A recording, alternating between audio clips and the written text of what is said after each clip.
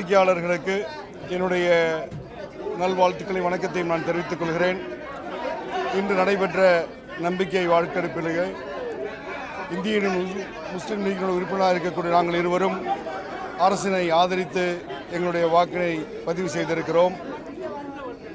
மதச்சார்பற்ற முற்போக்கு கூட்டணியிலே இடம்பெற்றிருந்த நாங்கள் இன்று இருக்கக்கூடிய ஒரு பாரதூரமான சூழ்நிலையிலே ஜனநாயகத்தை காக்கக்கூடிய முயற்சியிலே இந்த அரசிற்கு ஆதரவு என்பதை இந்திய முஸ்லிம் லீக் தலைமை முடிவெடுத்தது.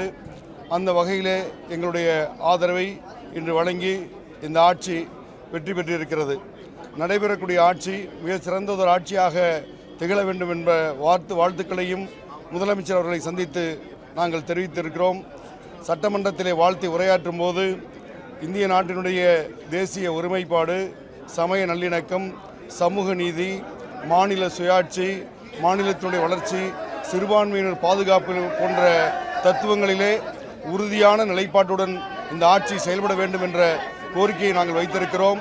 அதுபோன்ற மதுவிலக்கை அமுல்படுத்தக்கூடிய வகையிலே எல்லோருக்கும் அதிகமான மதுக்கடைகளை மூடியதற்கு வரவேற்பும் நாங்கள் தெரிவித்திருக்கிறோம்.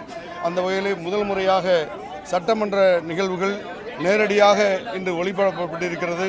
அதுவும் நம்பிக்கை வாக்கெடுப்பையே வரலாற்றிலே முதன்முறையாக இந்த ஒளிபரப்பு செய்து மக்களிடத்திலே நம்பிக்கை ஏற்படுத்தியிருக்கிறார்கள். அந்த வகையிலே இந்த அரசுக்கு நெஞ்சார்ந்த நன்றியையும் வாழ்த்துக்களையும் தெரிவித்துக் கொள்கிறோம்.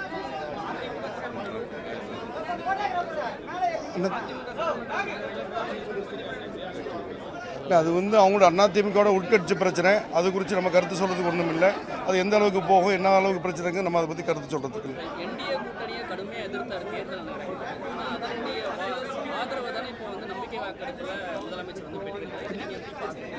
இந்த ஆட்சியை பொறுத்த வரைக்கும் 119 எம்எல்ஏ ஆதரவு தான் உறுதியான இருந்தது. ஏற்கனவே இருந்தக்கூடிய தாவேகா, காங்கிரஸ், இந்திய யூனியன் முஸ்லீம் லீக், கம்யூனிஸ்ட் 2 கட்சிகள் விடுதலை சிறுத்தை ஆதரவோடு தான் இருந்தது. மேற்கொண்டு இருக்கக்கூடிய கட்சிகள் அவங்க ஆதரவு தெரிவிச்சிருக்காங்க. அதை எந்த அளவுக்கு அவங்க ஏற்றுக்கிறாங்கிறத அதை நம்ம பொருட்படுத்த தேவையில்லை. இந்த ஆட்சியை பொறுத்து நம்ம ஆதரவு தெரிவிக்கும் போது நம்முடைய கோரிக்கையாக முந்தைய ஆட்சியினுடைய நலத்திட்டங்கள்லாம் அவங்க தொடர்ந்து செயலுங்கிற கோரிக்கையை வச்சுருக்கோம். அந்த வகையில் அந்த கோரிக்கைக்கு செயல்படுத்தி நம்பிக்கை வரவேற்றிருக்கோம்.